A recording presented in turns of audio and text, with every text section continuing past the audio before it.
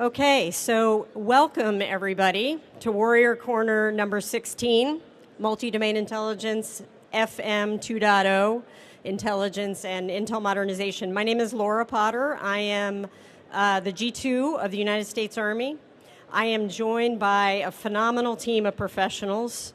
So you have the members that are going to speak to you up on the stage, Brigadier General Rick Appelhans, the commander of the Intel Center of Excellence. Major General Charlie Costanza recently commanded the 3rd Infantry Division and is one of our most seasoned combat veterans. Colonel Sean Coakley, the Commandant of the Intel Center of Excellence, and Mr. Andrew Evans, the Director of the ISR Task Force. In and amongst you are professionals from all of those organizations. Please feel free to talk to them on the margins of this forum, but I am really excited about what we're going to talk to you about today. So if you heard the Secretary of the Army's opening remarks, she talked about what a momentous and consequential time this is for our Army for innovation.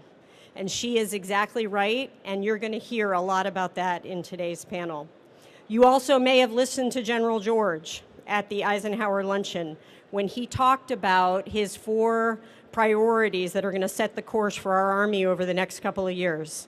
Delivering warfighting formations, warfighting at echelon, continuous transformation, and strengthening the Army profession.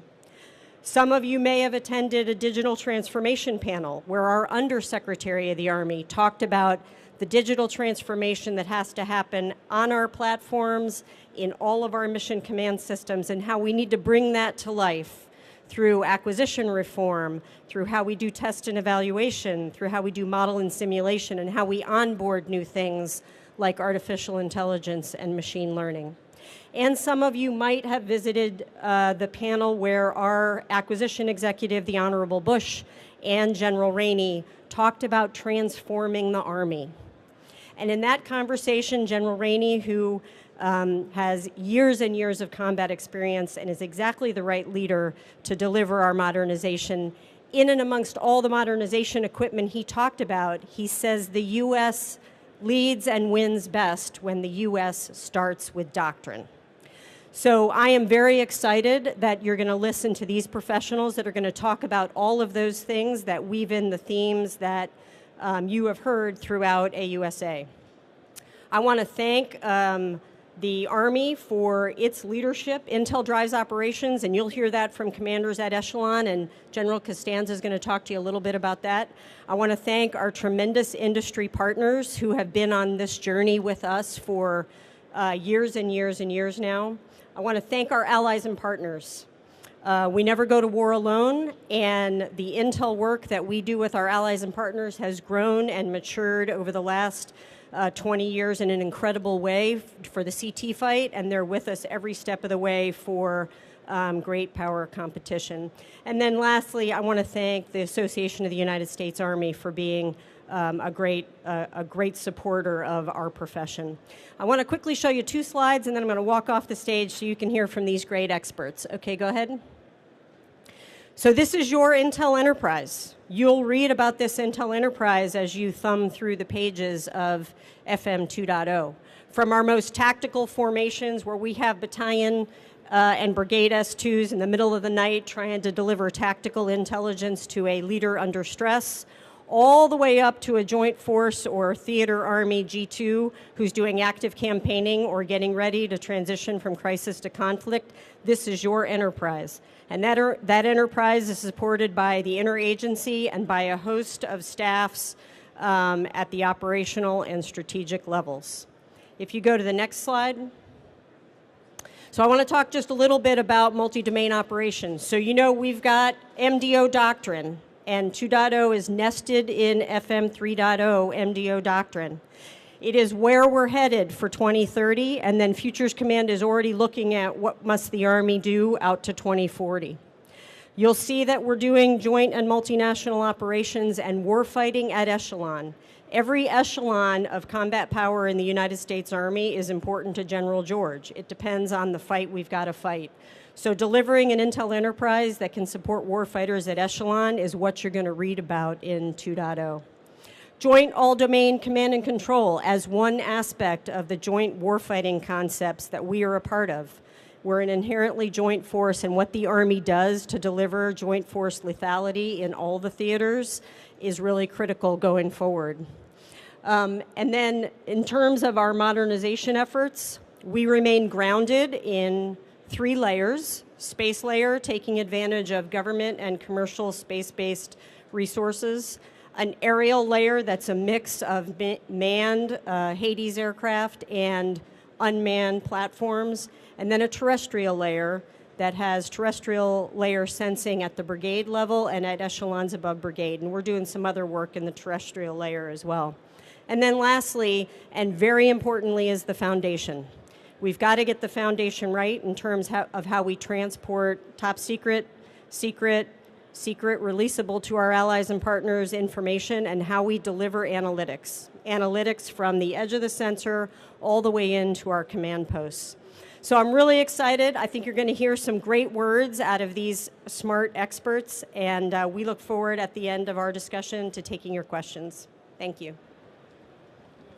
Hey, ma'am, thanks. Good morning. I'm Rick Appelhans, and I have the distinct privilege and honor to be commanding the U.S. Army Intelligence Center of Excellence at Fort Huachuca, Arizona. And these are certainly exciting times to be in TRADOC as we find ourselves delivering the Army of 2030 and designing the Army of 2040. Today we're going to talk about military intelligence transformation. We'll talk a little bit about doctrine, specifically our field manual on intelligence, and we're also going to talk about ISR modernization. And we have 3 great leaders here with us today. Of note, we have Major General Costanzo, the former 3rd Infantry Division commander, who will talk to us a little bit about his perspective on commanders owning and driving the intel warfighting function. We also have Sean Coakley, the MI Commandant, who's a former Division G2, former Corps G2, who's going to do a deep dive in FM20. And then lastly, we have Mr. Andrew Evans, the director of the ISR task force, who's going to talk a little bit about what the task force is doing to get after ISR modernization. Before we get into that, though, I do want to take a moment and thank General Potter for her vision and leadership as she leads the Military Intelligence Corps through continuous transformation. As we innovate and we adapt, ensuring at the end of the day we remain relevant and capable of delivering timely, accurate, relevant, and predictive intelligence at echelon, now and into the future. I also want to thank Major General Hale for driving change within the Intel Corps. We would certainly not be here today talking about FM20 if it were not for his leadership and personal involvement, so sir, thank you for that. So last year during AUSA, the Army rolled out FM30, establishing multi-domain operations as the operational concept. And today we're proud to announce the publication of the revision of FM20, which gets after how Intel supports multi-domain operations. But it's much more than that. And for me, it clearly establishes the commander's role in driving the Intel warfighting function, which is near and dear to my heart. And I tell you what, on more than one occasion in previous assignments as a 2, I've had more than one commander poke me in the chest and tell me that he, not me, was a senior intel officer in the organization. And you know what, I was perfectly okay with that, because at the end of the day, that commander, he owned and was invested in the intel warfighting function from the PIR development, from collection, from analysis to production. He owned it. I, as the 2, I synchronized it, I integrated it, and at the end of the day, I delivered it. FM20 also highlights that intelligence is a team sport. There's an entire intel enterprise comprised of joint, interagency, and multinational organizations spanning the national to the tactical, which the Army Intelligence Security Command plays an invaluable role connecting the Army at echelon to that intel enterprise. And it does so much more. When it comes down to the first imperative of operations in FM30, which states, see yourself, see the enemy, and understand the operational environment, FM20 speaks to how the Army contributes to that end through the intelligence process, the intelligence warfighting function, and all the associated tasks. And lastly, FM20 introduces a concept of fighting for intelligence, Bottom line, in today's and tomorrow's battlefield, we're not only under constant observation, but our ISR will be contested in all domains, in all 3 dimensions, which will make it extremely important for how we go about doing information collection and intelligence operations.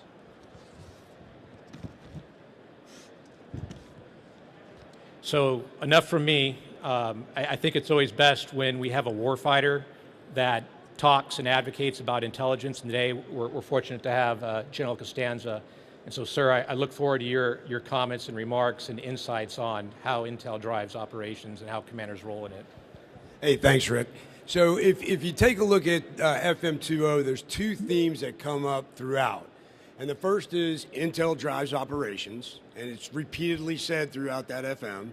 And so intuitively, commanders have to drive the Intel process, right? That's what we do. And so I'm going to talk a little bit, so I think that's kind of just common sense, but I'm going to talk a little bit more about my experience as a division commander. As part of 3ID, we did 4 different warfighter exercises at the division level, one of which is a joint warfighting assessment where we fought the division of 2030 and the capabilities that a division of 2030 had. So from the equipment to the organizations, I'll share some insights from that with you all as well. But I want to just start out with the obvious. So 2 pieces to operations, the planning and the actual execution of operations. So commander's role in the planning piece with the G2 and the Intel staff is critical. And often what happens is during the MDMP process, division commander defers a lot of that to subordinate DCGs or even often the chief. You can't do that. It's invaluable for the G2 and the Intel staff to hear the guidance that that commander is given throughout that process. Specifically, most importantly, during the mission analysis process. And you can't advocate that. And if you do, you miss that opportunity. The other thing that the commander's involvement throughout MDMP provides is that G2 and the Intel staff the opportunity to understand how the commander thinks, processes information, and makes decisions. And you only get that with those touch points with the commander. So again, from a planning standpoint, commander owns that, and he owns that whole process with the staff. And if he advocates that, he's missing an opportunity. On the operations piece, a couple things on that. Of course, the G2 and the Intel staff enable the commander's situational awareness and understanding, which allows the commander to visualize, to direct, and detect, and make decisions, make decisions, ultimately to make decisions. And you have to have that touch point with that G2. Right now, the way we organize ourselves is in a 24-hour battle rhythm. And this needs to change. This is a bad habit from 20 years of fighting counterinsurgency operations. We have a very organized 24-hour battle rhythm with boards, bureaus, centers, cells, and working groups that fill up all the white space in that 24-hour period. LISCO is not going to allow you to do that. It's just not. And having done 4 different warfighters, what I found myself often doing is throwing the battle rhythm away and just quickly having some touch points with the critical staff at the division level. Most critical to me was that G2 and the Intel staff, because that was so dynamic and the enemy situation changed so rapidly that I had to understand that in order to give guidance to the rest of the staff. So the 24-hour battle rhythm, we gotta get away from that. And the G2, what he would do is come in and say, hey, sir, here's what's changed. Here's how we're updating the PIR. Hey, here's the PIR we have met, which is causing you to make a decision tied to your CCIR. And then that would immediately get me to get the targeting team in, and how are we going to rework what we had planned, 96 hours out, which is now no longer valid. And so I think we have to think more dynamically in how we execute operations and not be so deliberate. And the touch points, routine touch points with the G2 is what drives all of that. So I think that's a little bit about operations. And then I think also, having fought that division of 2030, the concept of time the way we visualize time horizons for echelons has to change. And you have formations now that give you so much more capability at the division level. the IEW battalion, for example, super capable formation, and it allows you to get way out in front of the enemy's decision cycle. Capabilities, equipment-wise, that you have, air-launched effects, ground-launched effects. You are going through your normal kill contract that you have for a 72-hour period. You're going through that in a day. And then the G2's looking to you for guidance on that. Well, now what do? We just went through 3 days of kill contract, boss, and I don't have anything for you right now. Well, here's where I need you to start looking next. So that interaction all the time with the G2, I think, is critically important. And then that drives the targeting process, which also has to be much more dynamic than where we are right now. Some other things, though, about just general comments, and then I'll turn it over to Sean. But the relationship between the G2 and the commander, I think that's probably one of the most important relationships on that staff. And it has to be that way because, again, intel drives operations, which means commanders own intel, right? So you have to have that relationship. So the G2 has to understand how a commander thinks and makes decisions, how they visualize and process information. They only get that by that interaction with the commander. That's super critical. Number 2 is they have to be comfortable interacting with the commander frequently. That's not natural for that young colonel who maybe just showed up as the G2 to have to talk to that 2-star. But it's our job as a commander to make that relationship a very comfortable relationship where they can come to us and have that conversation. The G2 has to be comfortable and unemotional when things change and the commander needs to know. The old saying, good news doesn't get better with time, is exactly right. I don't have time for you to put together a nice PowerPoint slide to come bring me and show me that, hey, the enemy situation's changed and now we have a challenge, a risk, or potentially we have an opportunity we need to exploit. Just come and tell me. Show me on a map. I'll get the team together and we'll figure out how we're going to execute and change the plan. But the G2 drives that. All right, so next, the G2 has to be operationally focused. The technical stuff is great, and I expect that you're going to be that technical expert. I don't speak that language. I don't want to speak that language. That's why we have you all. But you have to be operationally focused, and you have to understand the targeting process just as well as those targeteers do, because otherwise you're not value added to the team. The last thing I'll say, just general comments, the importance of assessments, specifically BDA. And we kind of discount that, but I would tell you as a division commander, that really drove the next cycle of what I was looking for, my next targeting cycle. And the G2 is trying to get, the division G2 is trying to get that BDA internally, but they're also trying to pull that from the core. And that was a super difficult process, but it fed assessments. If you look at the little circle, assessments is a continual process, but that fed everything else we did in the division. And not knowing that would cause us tremendous problems. We'd be targeting targets that were no longer there. We'd be focused on the wrong place. So the BDA piece, I would just tell you, if you don't have that figured out, that's critical. And that's part of that's a G2, but more of that is also the entire staff. I think communication, we already talked about communication between the commander, the G2, and the intel staff. The other place that is super critical is the G2 talking down to the S2s and the brigade level and talking up to the core G2 to make sure everybody sees things the same way. And that's a continual process as well. And if we're not seeing things the same way, why? Because there's obviously something that we're missing that we need to go back and look at.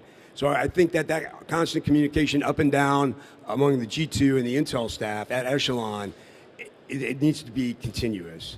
The other piece that feeds is probably the most critical battle rhythm event I would do, and the only one that I would stay on schedule with, was the commander-to-commander dialogue up to my corps commander with his division commanders, and then my commander-to-commander dialogue down to the brigade commanders. And every time before I did either one of those, the G2 was standing dutifully right there, giving me a quick update on the enemy situation so that I understood clearly where we were right then so I could tell the boss. And then he and I might have a little disagreement, and then G2 go work it with the core G2. Or down below, same thing. Brigade S2 might have a different view, and the brigade commander would say, hey, sir, I see it different than you do. Okay, go talk to that brigade S2, let's figure it out. But that was also, that's probably the most important battle rhythm event, but it's being fed by the G2. Again, Intel drives operations. So I'll stop there. I look forward to your questions, and I'll turn it over to Sean. Yeah, thanks. Yeah, thanks, General Costanza.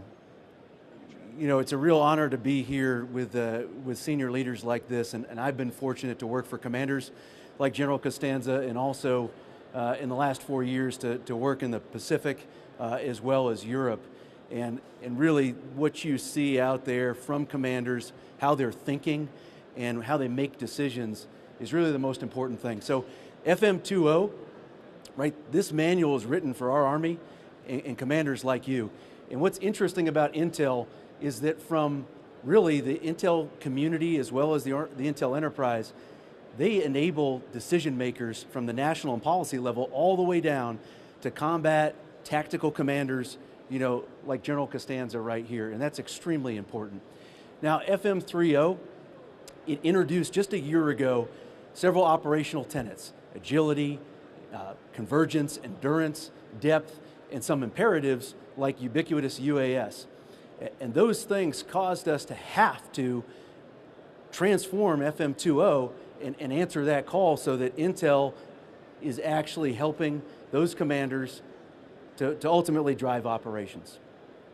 So the theme of FM20 is really fighting for intelligence across the competition continuum and across those strategic contexts. And our focus really is on warfighting, right? Strengthening the Army profession, that's what doctrine and manuals like this do. That's what training centers like TRADOC do. They instill in those leaders that professional nature and what they need to know about their profession. And then delivering ready combat formations is also rolled up in there, and continuous transformation. And in continuous transformation, it really starts with doctrine. That helps us design the organization, the training, the materiel, leadership, personnel, and ultimately facilities that are going to continue to grow our Army to where we know it needs to be to fight LSCO or anywhere else in that continuum. Now, really, in starting with doctrine, have to understand that there are several things that we looked at when we wrote this FM, and that FM was done in 1 year.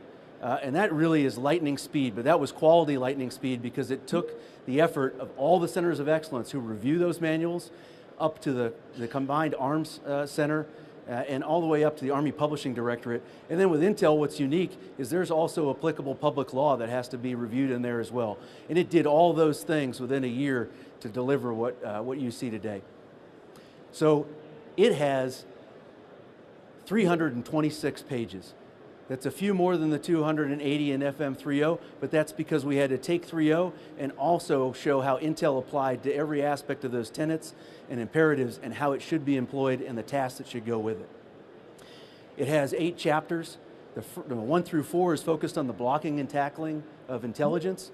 Chapter 3 is really about the commander and how they enable intelligence. And I don't think there's any confusion, sir, about who ultimately owns risk, who drives operations, but intelligence is there to inform, and then the commander is able to do that to drive all the warfighting functions because they're all equally as important and they're all needed to achieve that end state. Now, chapters 5 through 8, they really focus on detailed tasks, some techniques and procedures which you might see in an ATP, but they needed to get out quickly and need to be there for the force, so we know how to do Intel support to MDO. So that's really what you see through what's in that manual. Now, fundamentals. Ultimately for doctrine, what it's really about is something that the Sergeant Major of the Army really highlights, and that's about being brilliant at the basics. Doctrine lays down a foundation. It gives you a place to start, somewhere to shift fire from, and then you can build on top of that to more complex operations, which certainly MDO involves those things. And finally, that's going to enable commanders and staff to really employ operational art.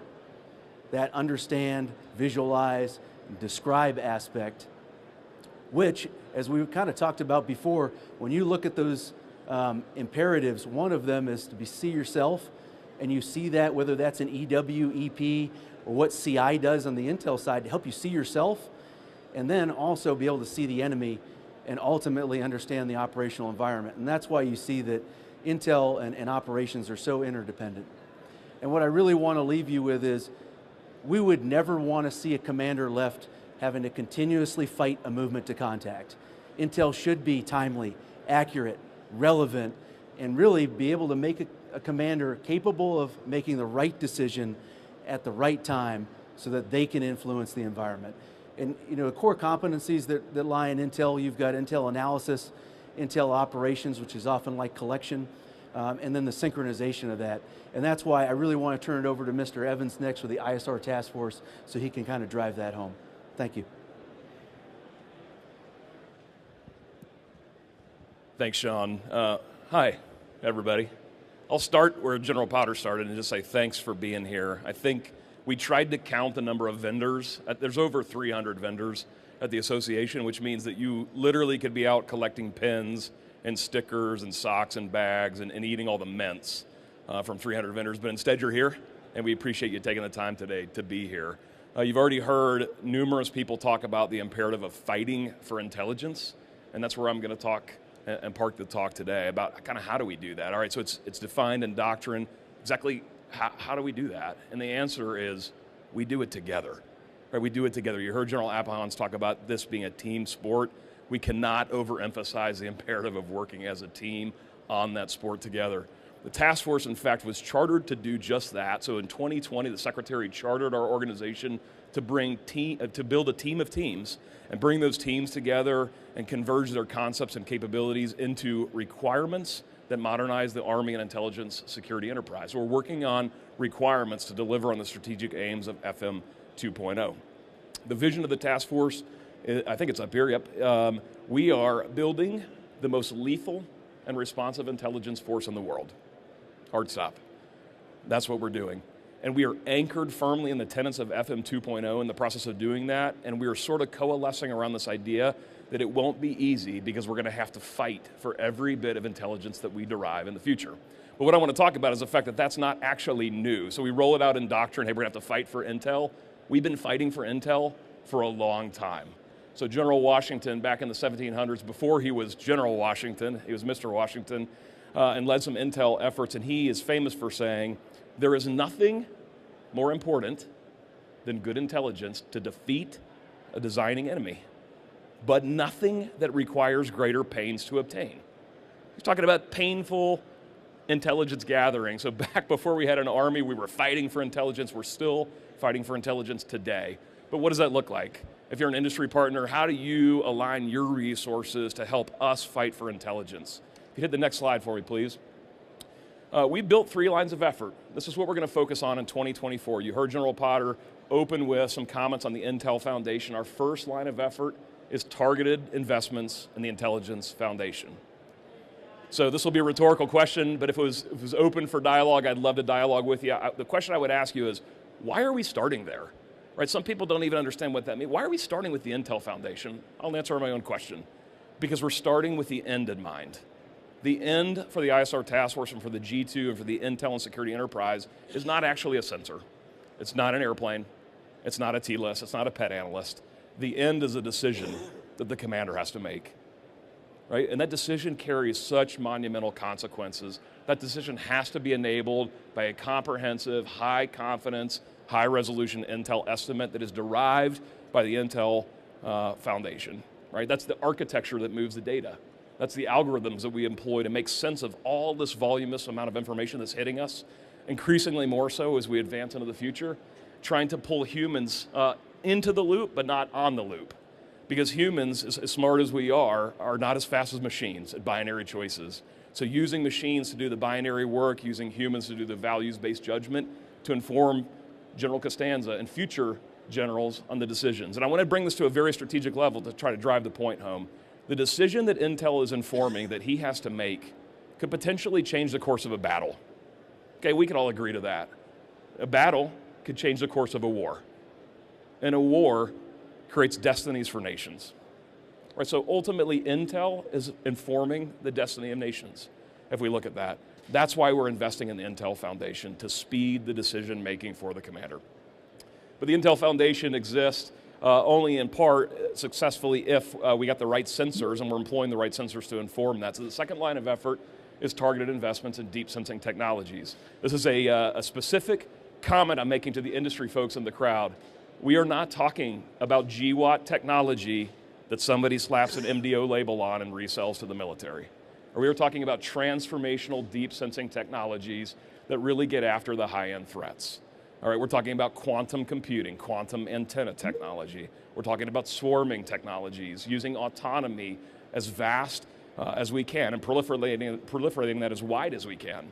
Autonomy is going to be key in the future. And we're also talking, I'm looking at some of my data experts on the front row here. We're also talking about how we manage all of the data, because that's going to be a tall order.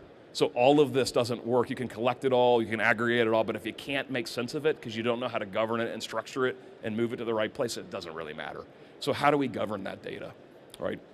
But this is very important. As we invest in deep sensing technologies, as we invest in the Intel Foundation, we cannot forget line of effort number 3, all right, which is Intel formations in particular have to stand ready to fight tonight. So while we were definitively building an Army of 2040, and we are partnered with AFC in delivering an Army of 2030, we are also investing in an Army of October 11th, 2023. Because Intel soldiers today, as we have this conversation at whatever time it is, 11:10 in the morning, are standing guard over America's interests globally today. You know what they're doing? They're using the tools that we give them to build Intel estimates for indications and warning. They're building the decision packets that he will need in case we do the #1 mission that General George talked about, right, which is warfighting. So we must invest in the fight tonight capabilities to ensure that our soldiers are prepared for fighting tonight. So we made it kind of easy for you if you're a soldier, government civilian, industry partner, and you're interested in talking to the task force about how you or your concept might fit into one of these lines of effort. We want to talk to you. And that's not an empty promise. We have a whole army of people here that are ready to talk. We'll talk after this, but we'll also give you a digital option. There are some of these cards kind of floating around, so you can look on your seats, look in the back maybe. There's a QR code on that. So the task force is trying to be modern, right, by using QR codes. Open your phone, use the QR code, it'll take you to an email address. Email us and tell us that you want to talk to us. Because here's the deal. Together is where it all starts, and where it all ends is the decision. And we will not get to that decision unless we do it together. So reach out to us, let's talk. That is the way we maintain our advantage as America's premier land component. Thanks. Hey, I want to take a moment. I want to thank our speakers, and especially General Costanza.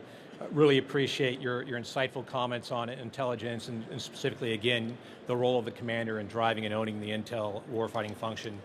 I want to leave you with one final thought. Yesterday, during the Eisenhower lunch, General George referenced the Army's motto, "This will defend." And then he went on further to state that the purpose of our Army, we exist to fight and win our nation's wars. And I would say at the end of the day, Army intelligence exists to deliver intelligence through a tube for a warfighting commander, to enable situational understanding, informed decision, and drive action. That's why we exist. That's why we're transforming. So with that, I want to thank AUSA for the opportunity for us to share our thoughts on intelligence. And for those of you who haven't had an opportunity to go to our booth, I'd please encourage you to do so, to carry on the conversation. But we do have a few moments for questions, and so we'll go ahead and open the floor up to questions if there's any.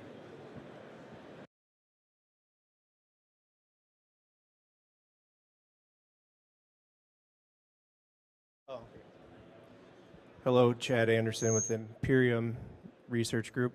How are you guys using AI, or are there any specific tools that you need to fill a gap? Hey, Andrew, I'm going to go ahead and pass that one to you.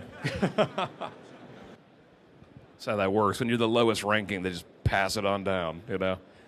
So let me just answer that very broadly, right? We're very interested in all AI and ML tools. So we don't want to say in a conference like this something specific. The goal is to use AI to reduce the human cognitive burden, right? So we've got to get away from the analyst looking at something, making an assessment, building a PowerPoint chart. A machine can do that.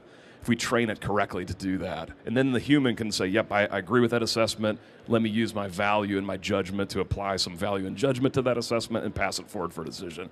So AI and ML tools across the full spectrum of all that they can deliver are important to us, and we're exploring all of those technologies. Yeah, and then, I think the other question that goes with that sometimes is, how is that being trained, and how is the force using it? And we do have that both from the experimentation side of what happens at Huachuca and other places like Project Convergence, and you definitely see AI as a significant factor in targeting. And when we have soldier touch points along with the industry, those are places where we were testing out. We know the processes that we need to do, and industry is able to come in and say, does this capability help make that decision faster, so that we still have a human that is in the loop, not just on the loop. And of course, we have a young generation of soldiers right now who are really giving a lot of feedback into forums as well, and giving us ideas as some of the older crowd on how we could really leverage it better. Data literacy is probably the other thing that comes up in this vein, and I will tell you that we have things like Cyberopolis that are part of the program of instruction, where students are actually partnering with people like Arizona State University.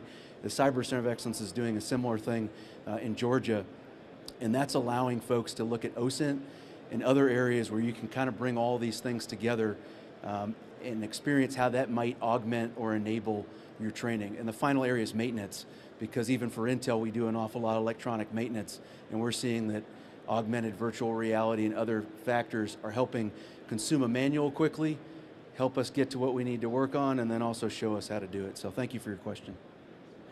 Hey, thanks, Andrew. Sean, I think we have time for one more question. Hi, thank you for doing this. I'm Teresa Hitchens with Breaking Defense, and my question is about the space layer. You talked about data from satellites. Could you talk a little bit about how you get data from space, from SATs? I assume you're getting it through NGA, through the NRO, but could you talk about the chain for integrating data, space data for ISR? Thank you. Back to me. Yeah, we have to be pretty careful in a forum like this to talk about the architectures for moving space-based data, so I know you can appreciate that, but I appreciate the question. So complex, the architectures are complex. How we defend those becomes very important to ensure that we have access to space and the space-based data, but not just the stuff that you mentioned. So you mentioned NRO and NGA, also commercial, and so I'll say that is the next domain, right? It's still the space domain, but how are we going to leverage the vast proliferation of commercial satellite providers that are now going up on orbit? I think we saw that with Elon and Starlink, right? Recently, we're seeing that today and some of the current conflicts. So how do we leverage that? That's going to become very important. It's a big question for us. And the architecture is obviously building them out in a robust enough fashion and defending them to ensure that the data goes to the commanders when it's needed is very important. So we'd have to talk in a much more classified form about exactly how we architect all that, but it's a great question. Thanks. I told them I might come up and steal the mic. So if I think of those two questions together, one thing that I want everybody to think of, particularly our industry partners, is at 2 o'clock in the morning, there's going to be some young soldier, and he is the recipient of an incredibly large volume of data. And some of that data has been pre-processed. Some of that data has been exploited already. Some of that data has benefited from AI and ML. Some of that data has ridden on that architecture from a combat support agency. But it's 2 o'clock in the morning, and he's under an incredible amount of stress. And his commander is going to say, what is that dot on that common operational picture? And where did you get that intelligence from? And how do you have confidence in its veracity? So when you think of the data, if you're in the data space and you're helping us to deliver, whether it's AI, ML, whether it's how we architect things, whether it's bandwidth, whether it's DDIL environments, you need to think about that young man or woman in the middle of the night who's got to confidently say to his G2, who can say to General Costanza, that's the target, and I have high confidence in that target. And that's a tall order.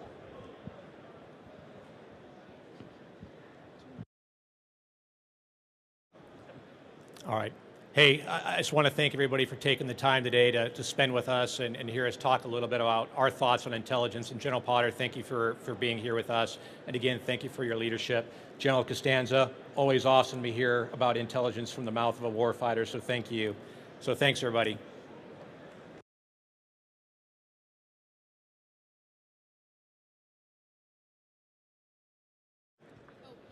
Ladies and gentlemen, the next Warriors Corner presentation will begin at 11:20.